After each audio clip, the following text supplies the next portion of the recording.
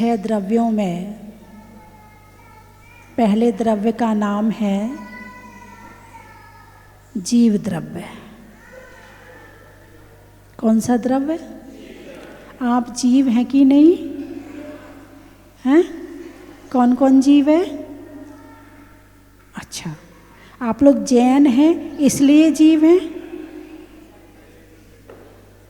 जो जैन है वही जीव है, नहीं तो जो हिंदू हैं वो सभी मत बोलो। हिंदू जीव है कि नहीं है? ईसाई जीव है कि नहीं है? मुसलमान जीव है कि नहीं है?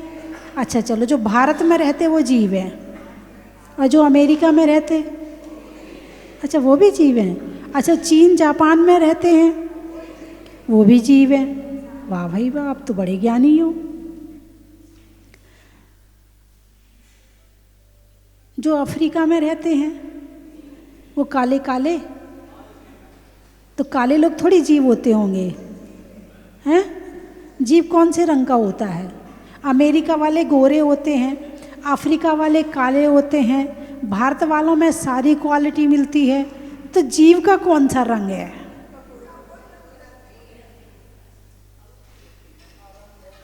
जीव का कलर कौन सा है? अरे बोलो ना, हैं? जीव का रंग नहीं है कोई? अच्छा, जीव की साइज क्या है? कितनी हाइट का होता है जीव? हाँ?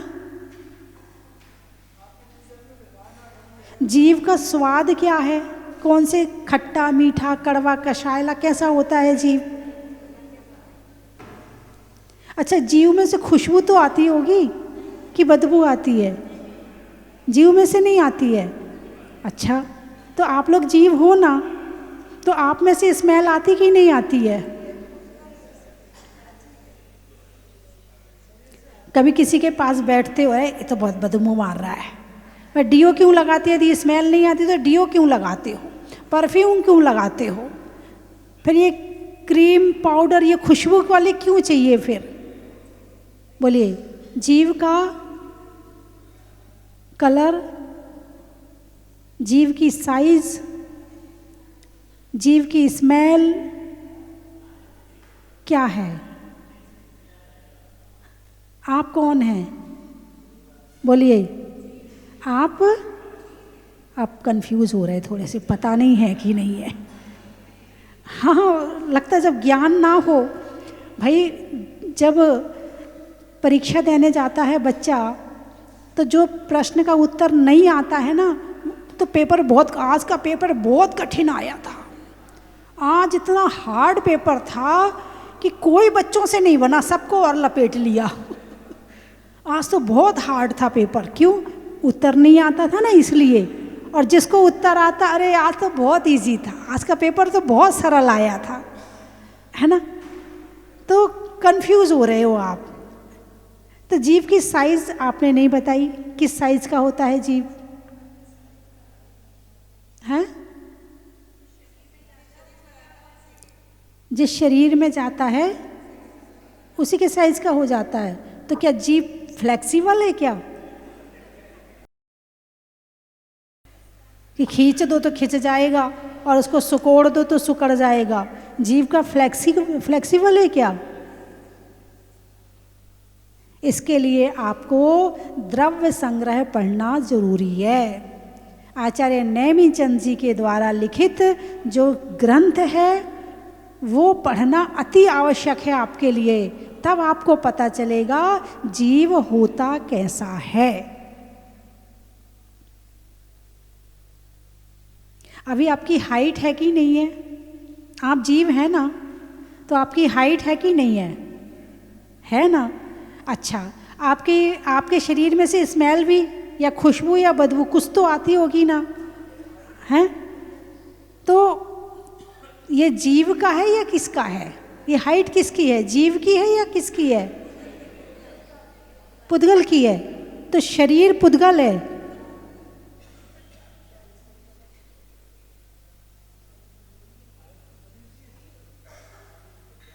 तो आत्मा अलग है और शरीर अलग है।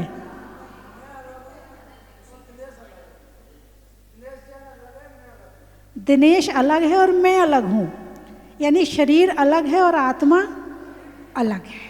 चलो इतना ज्ञान तो आपको है, अच्छा लगा है ना। जीव अलग है और पुद्गल, जीव भी एक द्रव्य है और पुद्गल भी एक द्रव्य है। तो जो अभी मैंने बताया कि जी पूछा आपसे कि हाइट बताओ, तो ये हाइट शरीर की है। कलर बताओ, ये कलर पुद्गल का है, ये आत्मा का गुण नहीं है ना। तो हाइट फिर छोटे बड़े जीव कैसे हो जाता है भाई? जीव यदि एक छोटे से उसमें जाता है तो छोटा हो जाता है, हाथी के शरीर में जाए तो हाथी के बराबर हो जाता है। तो ऐसा क्यों हो जाता है? आपने दीपक देखा है? दीपक को यदि घड़े के अंदर रख दो तो उसका प्रकाश कितना हो जाएगा? घड़े के बराबर। अब उस दीपक को निकाल कर कमरे में रख दो तो कितना बड़ा हो जाएगा? बस ऐसे ही जीव होता है, ऐसे जीव होता है। जिस शरीर में जाता है, हाँ, दीपक की रोशनी उतनी ही है, उसमें कमी नहीं आएगी, ना ज़्यादा होगा। जितने प्रदेश हैं आत्मा के उतने ही रहेंगे, उससे कम और ज़्यादा नहीं होंगे। एक सुई की नोक के बराबर भी जीव होता है। कितना? सुई की नोक के बराबर। जब वो जीव सुई की नोक के बराबर शरीर में जाता है तो वो उतना कम हो जाता है। उपसम्मा रप्प सप्प दो चेदा, उतना कम हो जाता है। और जब वो हाथी के शरीर में जाता है तो हाथी के बराबर हो जाता है। जब वो 33 सागर की आयु में जाता है तो उतना उसकी वहाँ जीवन हो जाता है। और जिस तरह से 500 धनुष में जाता है तो 500 धनुष की काया हो जाती है। वो जीव का यही है, दीपक के समान। ये तो हो गई जीव की हाइट, समझ में आ गया। और आकार लेता है शरीर, उसमें जो कार्य करता है वो जीव, और जो प्रतिक्रिया होती है वो शरीर में होती है। अभी तुम्हें कोई एक चांटा मारे तो किसको मारा? शरीर को मारा। लगा किसको? लगा तो शरीर को, लेकिन महसूस आत्मा ने किया। महसूस किसने किया? आत्मा ने। चलो, शरीर से स्पर्श हुआ, तुमने महसूस किया। अब किसी ने तुम्हें गाली दी, किसको गाली दी? शरीर को कि आत्मा को? बुरा किसको लगा? आत्मा को कि शरीर को? ये बुरा मानने वाला कौन है? आत्मा है। तो ये कैसे पता चला कि सामने वाले ने गाली दी? कान से, कान ने सुना। यदि कान में सुनने की शक्ति ना हो, कान की मशीन खराब हो जाए तो तुम्हें पता ही नहीं चलेगा कि सामने वाला बोला क्या। तो बुरा किसको लगता है? आत्मा को। आत्मा को बुरा लगा। आत्मा को बुरा क्यों लगा? मान कषाय के कारण। किसके कारण? मान कषाय के कारण। जहां मान कषाय बैठी है वहां यह बुरा भला, बुराई भलाई चलती रहती है। और जहां मान कषाय खत्म हो जाएगी वहां उस दिन बुराई भलाई भी खत्म हो जाएगी। ये ग्रहण करने वाली मान कषाय, सामने वाले ने प्रशंसा करी, झट ले ली। मेरी प्रशंसा करी है, मेरी बड़ाई है, मैंने किया ऐसा, मैं करता हूं। किसी ने बुरा कहा, झट ले लिया, उसने मुझे ऐसा कहा, देख लूंगा मैं उसे, वो बहुत बुरा है, वो बहुत अच्छा है। तो किसके द्वारा पता चल रहा है? आत्मा के द्वारा। जागृत आत्मा में ही ये सारे काम होते हैं। और यही जब मान कषाय छोड़ के आत्मा की तरफ से जाग जाए तो आत्म कल्याण प्रारंभ हो जाता है। अच्छा, आत्मा का कलर कौन सा है? बोलिए ना। आत्मा अफ्रीका वाले रंग वाली है कि अमेरिका वाले गोरे रंग वाली है कि भारत वाले सारे रंग वाली है? कौन से रंग की है आत्मा? हैं? पानी का कौन सा कलर है? लाल रंग डालो, लाल हो जाएगी। नीला डालो, काला डालो, सफ़ेद डालो, गेहुआ डालो, जैसा रंग डालोगे तो आत्मा रंगहीन है। आत्मा कैसी है? रंगहीन है। मैं कैसा हूँ? मैं यानी आत्मा, मैं यानी आत्मा, शरीर नहीं। तो मैं यानी आत्मा रंगहीन हूँ। तो रंग कहाँ से आया मेरे पास? गोरे होने के लिए लगाते, कोई क्रीम पाउडर लगाते, इलाज करते नहीं करते हो? हैं, मैं गोरा हो जाऊँ, अब सर्दी का मौसम आ गया, बहुत से लोग तो धूप में नहीं बैठेंगे। क्यों नहीं बैठेंगे? काले हो जाएंगे। ये काला होने वाला कौन है? आत्मा या शरीर? मैं काला हो जाऊंगा, ये किसने सोचा? तो आत्मा ने अपने आप को क्या मान लिया? शरीर माना है, तभी तो गोरे काले के विचार आ रहे हैं उसके मन में। यदि शरीर को आत्मा नहीं माना होता तो शरीर काला होगा, हो जाए। मैं आत्मा हूं, मैं काली नहीं होनी चाहिए। बोलिए हाँ या ना? तो आत्मा का रंग कौन सा है? रंगहीन है। ये ऐसा कौन मानता है कि मैं काला हूं, मैं गोरा हूं, मैं भूरा हूं, मैं सुंदर हूं, मैं अरूप? ये ऐसा कौन मानता है? ऐसा कौन मानता है? जो अपने आप को शरीर मान लेता है और सारी जिंदगी इसी भ्रम में रहता है कि मैं शरीर हूं। क्या मानता? सारी जिंदगी भ्रम में, इसको ये पहना लूं, इसको ये खिला दूं, इसको ये खा लूं, मैं ये लगा लूं, ये लिपस्टिक लगा लूं, बाल काले कर लूं, ये कर लूं, वो कर लूं। ये जब तक अपना ना माने ना, जब तक मोह ना करे ना, तब तक ये काम होने वाले नहीं है। और ये काम वही करता है जिसे आत्मा का ज्ञान नहीं है। जिसे आत्मा का ज्ञान है, फिर भी आप संसार में रहते हो, समाज में रहते हो, भाई ठीक ठाक रहना है, अपना स्टेटस बना के चलना है, तो भाई ठीक है, थोड़ा सा ठीक रह लो। लेकिन 24 घंटे शरीर में ही लगे रहो, ये कौन करता है? जिसे आत्मा का ज्ञान नहीं है।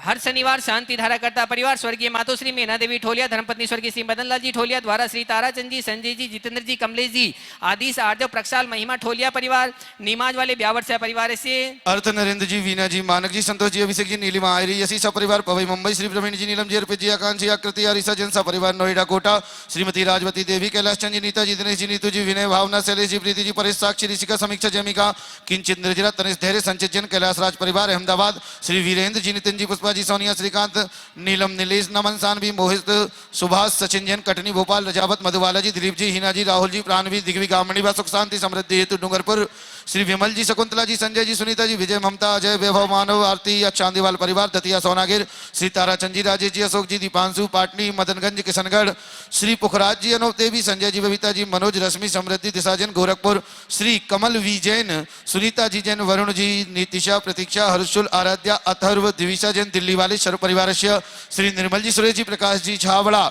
विकास सिल्क मिल सूरत वाले सर्व परिवार से प्रतिदिन शांति धारा करता परिवार, भगवान के माता पिता बने श्रीमती रेखा जी, श्री भूपेन जी जैन, हुमन मुंबई निवासी, श्री कैलाश चंद जी, मानक जी, रमेश जी, दीपक, सौंदर्य समझ ठोलिया व बोहरा परिवार जयपुर, श्री विमल जी, अशोक जी, संजय जी, विकास काव्य सक्षम अवधि समस्त रारा परिवार राउकेला उड़ीसा, श्री तरुण जी, रजनी जी, अनुराग जी, प्रतीक्षा, काला, अंकुर, मानसार, वीर पाटनी सा परिवार मुंबई, श्री अशोक जी, संतोष देवी, आशुतोष, नीतिशा, आशीष, ऋतिका, विदिशा, नित्यन, सस्वी, जसद, विनायका सब परिवार सूरत, बांसवाड़ा से संघ, सुरेश कुमार जी, अंजना जी, लेत्रोना जी, विशाल सालनी जी, सैलेंटीना, जलत भारती, हर्ष किंजल, मुक्तेश निराली, अनुभव, लक्ष्य, दीपांशु, विपुल, वैदिक संघ परिवार स्वर्गीय श्री नरेंद्र जी, पुष्पा जी, अजय जी, बबीता जी, अजय, मंजू, कवल, पूनम, आरुषि, श्री अभिषेक, निकिता, रिया, देवान, सौम्य, संयम जैन, लक्ष्मीनगर दिल्ली सर्व परिवार, श्रीमती अनु जी, बच्चू से गीता जी, जन अनु जी के स्वास्थ्य लाभ हेतु, अनिल जी, राखी परिवार जयपुर, अलवर वाले, परव जी, सचिन जी, विमल कुमार जी जन अहमदाबाद, श्रीमान सुरेश जी, सरिता जी, रोहित नेहा, अंकित नेहा, पाटनी कलकत्ता, ईसा जैन, ईशान जैन के स्वास्थ्य लाभ हेतु, ईशान जैन की परीक्षा में सफलता लाभ हेतु, किरण जैन के स्वास्थ्य लाभ हेतु, प्रमोद जी चावला, बाराबंकी वाली, श्रीमती ब्यूटी जैन, गर्भस्थ शिशु स्वास्थ्य लाभ हेतु,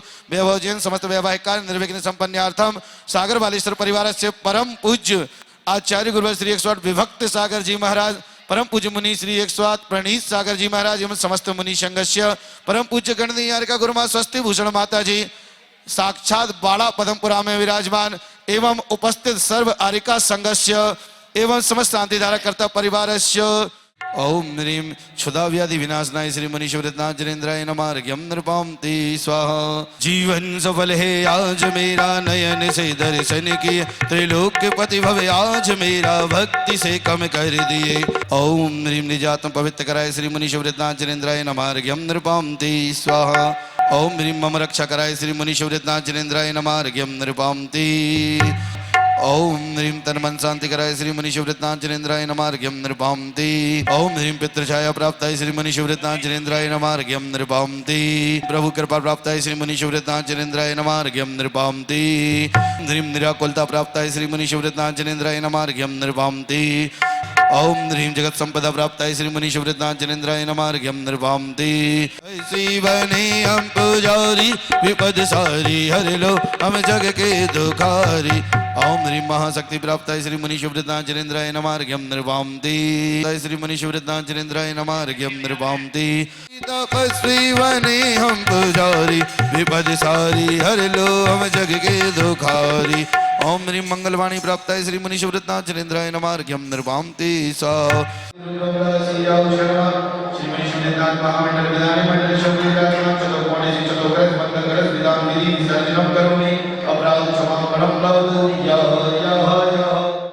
शीश झुकाया सिद्ध सुद्ध पावन तीरथ यही से मिल जाता मुक्ति पद। आदिनाथ जी अष्टापद से वासुपूज जी चंपापुर से नेमिनाथ गिरनार के स्वामी भक्त चरण में करे नमामि। अंतिम तन अंतिम तीर्थंकर शांति देने में हो शंकर।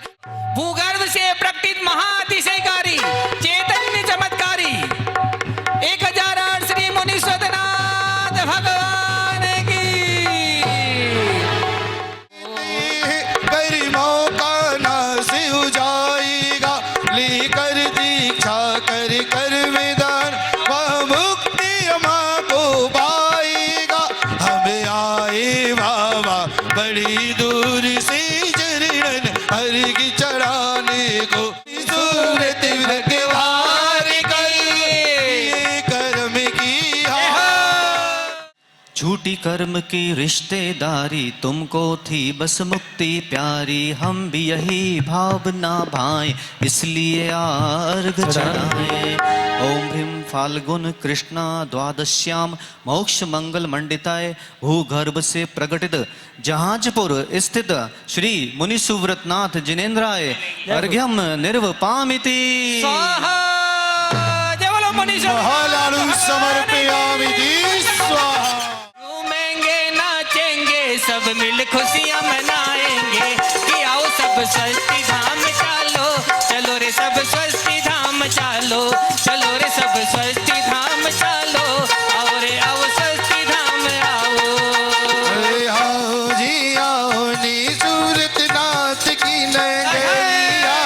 आओ जी सूरतनाथ की नगरिया।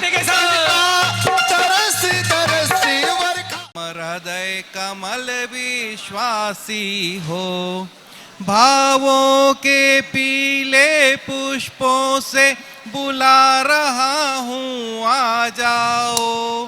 कर्म शत्रु भी शांत हुए हैं शीघ्र हृदय में बस जाओ। मैं हूँ भक्त आपका सच्चा आप मेरे सच्चे भगवान। मेरी दुनिया छोटी सी है रखना भगवन हमारा ध्यान। हृदयांगन में करूं प्रतीक्षा बोलो ना कब आओगे। आशा है विश्वास पूर्ण है नाथ मेरे ग्रह आओगे। हे मुनि सुब्रत मेरे भगवन सिद्धालय के वासी हो। देव शास्त्र गुरु के सानिध्य में यहाँ पर देवाधिदेव 1008 भगवान श्री मुनि सुब्रतनाथ भगवान का मोक्ष कल्याणक आप सभी के सानिध्य में मनाने का सौभाग्य प्राप्त हुआ। इतना अच्छा क्षेत्र मैं पहली बार यहाँ पर आया अपने भावों को मैं संभाल नहीं पा रहा हूँ, निरंतर अश्रुधारा बहना चाहती है। ऐसा लगता है बस यहीं पर बैठे रहें, यहीं पर अपना सब कुछ सर्वस्व समर्पण कर दें। इतना अच्छा माहौल, इतना पॉजिटिव माहौल, इतनी सकारात्मक ऊर्जा इस क्षेत्र के अंदर विराजमान है, मेरे पास शब्द नहीं है बोलने के लिए। मैं यहाँ की ट्रस्ट कमेटी को भी बहुत बहुत धन्यवाद देना चाहता हूँ कि उन्होंने हमें इस योग्य समझा और हम लोगों का यहाँ पर भगवान के प्रति इतना जुड़ाव बढ़ा। मैं समस्त मुनि संघ एवं विशेष रूप से माता जी श्री आरिका माँ श्री स्वस्ति भूषण माता जी के पावन चरणारविंद में बारंबार वंदामी करते हुए मैं यही सोच रहा था अभी महाराज जी के प्रवचन सुनते सुनते कि माता जी की क्या कल्पना रही होगी, माता जी ने कितने भगवान से बातें की होगी, माता जी ने अपने अंतर ध्यान के माध्यम से, सामायिक के माध्यम से माता जी को किस तरह का माता जी को सब कुछ प्राप्त हुआ होगा। वो मुझे महाराज जी के प्रवचन सुनते सुनते ऐसा लग रहा था कि वास्तव में जब इतिहास बनना होता है तो भगवान स्वयं साक्षात रूप से अपना आशीर्वाद और मार्गदर्शन प्रदान करते हैं। मेरी बहुत बहुत भावना है यहाँ का क्षेत्र का खूब विकास हो और हमारे जैन धर्म की बहुत उन्नति हो और हमारे जैन धर्म में खूब एकता बढ़े, सौहार्द का वातावरण बने।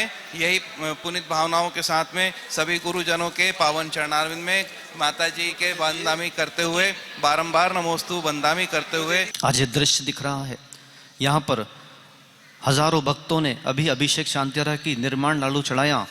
इस सब का पूरा श्रेय अगर किसी को जाता है तो किसको जाता है?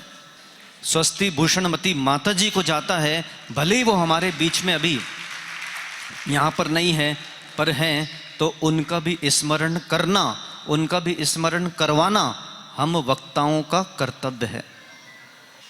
मैं नहीं बोल रहा हूँ, आप अभी मुझ में स्वस्ति भूषणमती माता जी का निक्षेप करो। फलों में आम का, मरण के पश्चात मोक्ष धाम का, और क्षेत्रों में स्वस्ति धाम का बड़ा ही महत्व है। हम वक्ताओं का कर्तव्य होता है कि जिसकी भूमि है, जिसका अधिकार जहां है, हम वहां पर अपना अधिकार नहीं जमाएं, जिनका अधिकार था उसका अधिकार वहीं पर स्थापित रखें। कर्मों में दूषण का, कर्मों में, कर्म क्या है? कर्म दूषण है। मुनि सुव्रतनाथ स्वामी जी ने अगर इन कर्म रूपी दूषण को नहीं छोड़ा होता तो आज मोक्ष को प्राप्त नहीं कर सकते थे। कर्मों में दूषण का, और माताओं जब घर से निकलते हैं तो शरीर में आभूषण का। कर्मों में दूषण का, शरीर में आभूषण का, और भारतवर्ष की सर्व आरिकाओं में स्वस्ति भूषण का बड़ा ही महत्व है। तो आज ये मात्र आपको लगता है ये स्वस्ति धाम है, ये मुनि सुव्रतनाथ भगवान की भूमि है, अतिशय क्षेत्र है, ये सर्व रोगों से निवृत्त होने के लिए जो स्थान है उससे कम नहीं है। क्योंकि प्रत्यक्ष, मैं आपको पुनः बोल रहा हूँ, प्रतिमा में बहुत अतिशय, आप भी जानते हैं, हम भी जानते हैं। यहाँ पर देवली चातुर्मास के पूर्व जब मुनि सुव्रतनाथ भगवान से प्रार्थना करके गए थे कि हे भगवान देवली चातुर्मास करने जा रहे हैं, सालों सालों से, और अग्रवाल समाज का चातुर्मास आज तक किसी का नहीं हुआ है, हे भगवान वहाँ पर हमको हमारी प्रभावना नहीं चाहिए है, बस भविष्य में मुन्नी और महाराज जी के लिए नगर में द्वार खुल जाएं, सभी की श्रद्धा बढ़ जाए, बस इतना हम करके आए, इतना आशीर्वाद हमको दीजिएगा। तो मुनि सुव्रतनाथ भगवान का ऐसा आशीर्वाद रहा, उनको बस इतना बोलने की देरी थी। देवली में सफल चातुर्मास हुआ, शीतकालीन वाचना हुई और पंच कल्याणक भी हुए। मुनि सुव्रतनाथ भगवान ने यहाँ पर बैठे बैठे अपना परिवार वहाँ पर चंद्रप्रभु जिनालय में बढ़ा लिया। ये प्रभाव है। माता जी की बड़ी कमी आज यहाँ पर लग रही है, उनको भी यहाँ पर होना चाहिए था, लेकिन जहाँ पर वो हैं वो अपना माहौल बना ही रही होंगी, क्योंकि जहाँ पर वो बैठ जाती हैं वो अपना माहौल बनाने में बड़ी ही निपुण महिला है। परम पूज्य सिंहरथ प्रवर्तक, त्रिलोक तीर्थ प्रणेता आचार्य विद्याभूषण सन्मत सागर जी महाराज ने जिस पावन भूमि पर सिद्ध क्षेत्र सोनागिर जी में 28 मार्च 1994 को सिंगरत प्रवर्तक किया था, उसी पावन भूमि पर परम पूज्य गणनियारिका स्वस्ति भूषण माता जी के मार्गदर्शन में एक सिंगरत मंदिर का निर्माण किया जा रहा है। इस मंदिर में आचार्य शांति सागर छाणी महाराज की परंपरा के सभी आचार्य और उन आचार्यों के शिष्यों के चरण छत्री वहाँ बनाई जाएगी। परम पूज्य गणनियारिका स्वस्ति भूषण माता जी की प्रेरणा से सिद्ध क्षेत्र सोनागिर जी में एक विशाल सहस्त्रकूट जिनालय का निर्माण कार्य बहुत द्रुत गति से चल रहा है। परम पूज्य माता जी के सानिध्य में अति शीघ्र सिद्ध क्षेत्र सोनागिर की पावन भूमि पर आचार्य सन्मत सागर जी महाराज की स्मृति में एक नेचुरोपैथी सेंटर प्राकृतिक चिकित्सालय का शुभारंभ किया जा रहा है। आप सभी महानुभावों से निवेदन है कि सिद्ध क्षेत्र सोनागिर की पावन भूमि पर पधारें और परम पूज्य गणनियारिका स्वस्ति भूषण माता जी के सानिध्य में उनके मार्गदर्शन में जो निर्माण कार्य चल रहे हैं, गुरु मंदिर, सहस्त्रकूट जिनालय और प्राकृतिक चिकित्सालय का निर्माण कार्य भी चालू हो गया है। 28 मार्च 1994 को जो सिंगरत चलाया था, उस समय पूज्य गुरुदेव की भावना थी कि सोनागिर जी में एक बहुत बड़ा धार्मिक सेंटर बनाया जाए, विश्वविद्यालय बनाया जाए, नेचुरोपैथी बनाई जाए, योग सेंटर बनाया जाए। दुर्भाग्य से आज पूज्य गुरुदेव हमारे बीच नहीं है, पर पूज्य गुरुदेव के सपनों को साकार करने का जो संकल्प पूज्य गणनियारिका माता जी स्वस्ति भूषण जी ने उठाया है, हम सब लोग उनके प्रति कृतज्ञ हैं कि वे पूज्य गुरु जी के सपनों को साकार कर रही हैं।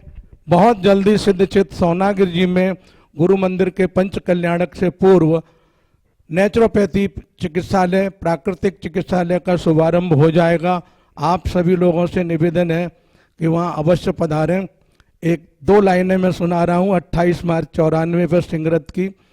सिंहरथ देखन जी सजना हम चले जी, सिंहरथ देखन जी सजना हम चले जी, ए जी जाको मचोगे हम जाको मचोगे, जगत में शोर सिंहरथ देखन ए जी सजना हम चले जी।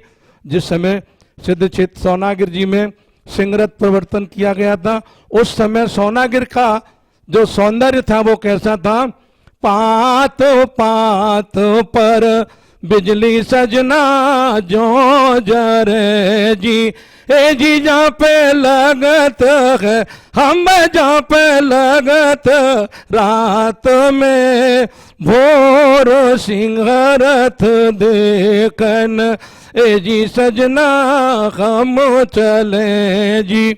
उसी सिंगरत मंदिर को, उस सिंगरत के प्रवर्तन की तारीख को, उस स्मृति को हम सभी के मानस पटल पर चिरस्थायी बनाने के लिए पूज्य माता जी के सानिध्य में सिंगरत मंदिर, और उस सिंगरत मंदिर में आचार्य शांति सागर छाणी महाराज की परंपरा के सभी शिष्य, प्रथम पट्टाचार्य से लेकर षष्ठम पट्टाचार्य तक के सभी गुरुओं के मूर्तियां, उनके चरण वहां बनेंगे। और गुरु परंपरा के सभी शिष्य, चाहे पंचम पट्टाचार्य के शिष्य हों या षष्ठम पट्टाचार्य के या चतुर्थ पट्टाचार्य, सभी पट्टाचार्यों के, सभी संतों के वहाँ चरण छत्री बन रही हैं। आप सभी से निवेदन है कि इस पुनीत कार्य में अपना सहयोग करें। चूँकि आचार्य सन्मत सागर जी महाराज पंचम पट्टाचार्य थे और आचार्य सन्मत सागर जी महाराज की सुयोग्य शिष्या, जिनके मार्गदर्शन में राजस्थान में जहाजपुर का इतना बड़ा विशाल अतिशय क्षेत्र डेवलप हुआ है, उन्हीं पूज्य माता जी के मार्गदर्शन में और सानिध्य में सिद्ध क्षेत्र सोनागिर में आचार्य शांति सागर छाड़ी महाराज की परंपरा को पुनर्जीवित करने का प्रयास चल रहा है। बहुत बहुत धन्यवाद।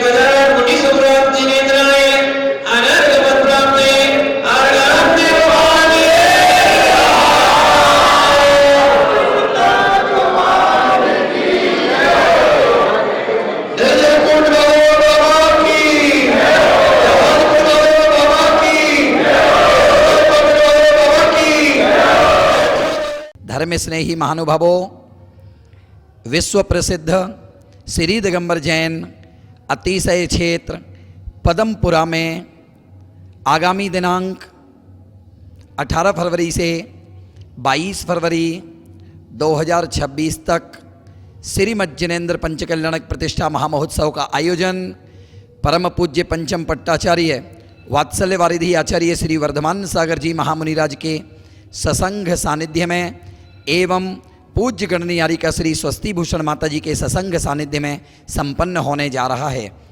इस महाआयोजन में आप सपरिवार सादर आमंत्रित हैं। ज्ञातव्य हो, अतिशय क्षेत्र पदमपुरा में आज के ही दिन 14 फरवरी 2022 को स्वस्ति धाम प्रणेत्री परम पूज्य गणनीयारिका श्री स्वस्ति भूषण माता जी के कर कमलों से माता जी के ही ससंग सानिध्य में माता जी की ही प्रेरणा से भव्याति भव्य 24वीं निर्माण होने के लिए शिलान्यास हुआ था। आज भव्याति भव्य खड़गासन 24वीं बन करके तैयार हो चुकी है। उसी खड़गासन 24वीं की जिन प्रतिमाओं का श्रीमद् जिनेन्द्र पंचकल्याणक प्रतिष्ठा महामहोत्सव का आयोजन हो रहा है। आज मुनि सुब्रतनाथ भगवान का मोक्ष कल्याणक भी है और अतिशय क्षेत्र पदमपुरा में मूल वेदी के ऊपर माता जी की ही प्रेरणा से माता जी के ही कर कमलों से 125 फुट ऊंचा पद्म बल्लभ नाम का शिखर शिलान्यास हुआ था, जिसका निर्माण आज पूर्ण हो चुका है। पद्म बल्लभ शिखर पर कलशारोहण ध्वजारोहण का कार्यक्रम पंचकल्याण के साथ साथ संपन्न होगा। धर्म स्नेही महानुभावों, श्रीमद् जिनेन्द्र पंचकल्याणक प्रतिष्ठा महामहोत्सव के अवसर पर 19 फरवरी को भगवान का जन्माभिषेक संपन्न होगा।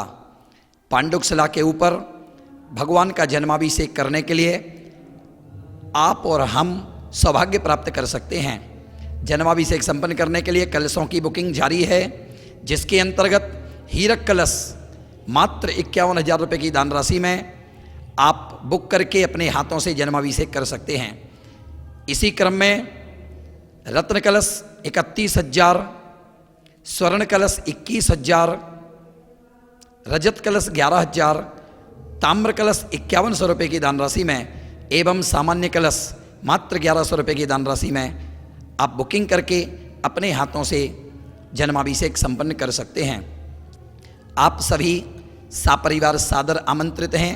श्री दिगंबर जैन अतिशय क्षेत्र बाड़ा पदमपुरा प्रबंध समिति आप सभी महानुभावों का हार्दिक स्वागत वंदन अभिनंदन करती है। धर्म स्नेही महानुभावों, सादर जय जिनेन्द्र, जय बाबा की। जय मुनि सुव्रतनाथ, जय मुनि सुव्रतनाथ। गर्भ जन्म तप ज्ञान मोक्ष है, भक्ति को धर्म का यही वृक्ष है। कल्याण के कल्याण कराए, निज कल्याण के भाव बनाए। गर्भ कल्याण के रत्न है। कंचन की थाल को सजाओ रे आज, रत्नों की थाल को भर लाओ रे आज। आओ आओ करे रे गुणगान आरती भगवन की। आओ आओ करे गुणगान आरती भगवन की। आओ आओ करे गुणगान आरती भगवन की।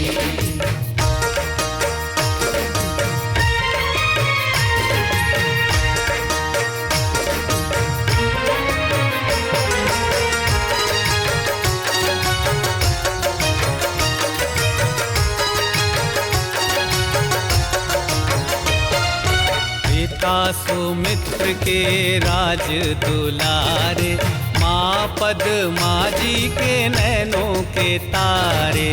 पिता सुमित्र के राज दुलारे, माँ पद्मा जी के नैनों के तारे। राजगृही में जन्म लियो आप, राजगृही। भक्ति की बहेगी बयार, होगा ऐसा पंचकल्याणक पहली बार।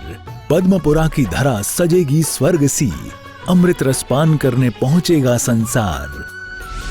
परम पूज्य वात्सल्य वारिधि पंचम पट्टाचार्य 108 श्री वर्धमान सागर जी महाराज सत्संग के मंगल सानिध्य एवं गणिनी आर्य का 105 श्री स्वस्ति भूषण माता जी सत्संग की पावन प्रेरणा, मार्गदर्शन एवं मंगल सानिध्य में श्री मज्जनेन्द्र पंच कल्याणक प्रतिष्ठान नवनिर्मित खड़गासन 24 एवं पद्म बल्लभ शिखर कलश ध्वजारोहण महामहोत्सव का भव्य आयोजन।